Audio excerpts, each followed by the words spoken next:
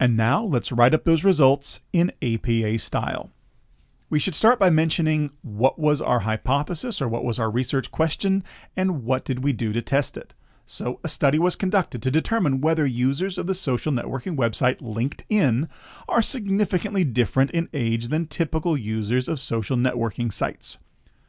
A Z-test was used to compare the average age of a sample of 25 LinkedIn users, who had a mean of 44.2, to the average age of social networking users, who had a mean of 36.9 with a standard deviation of 10. LinkedIn users are significantly older than the typical social networking user, comma, Z equals positive 3.65, comma, P less than 0.05, and then finally a statement of what that means, reflecting the business and corporate focus of the site. In other words, the people who tend to use LinkedIn are more business and corporate oriented. They're going to be typically older than people who might use Facebook or Pinterest or Dig or some of the other social networking sites.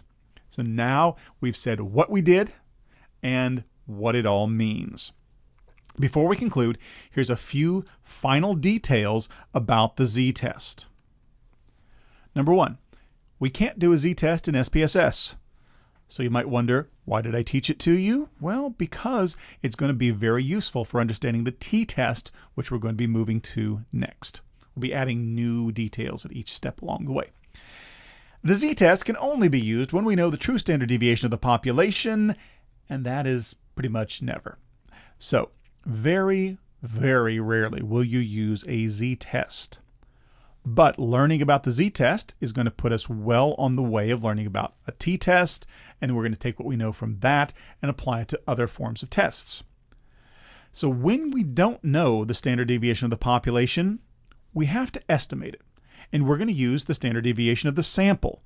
But in doing so, it changes the nature of the test, and then it becomes not a z, but a t-test. And we're going to learn more about that next week.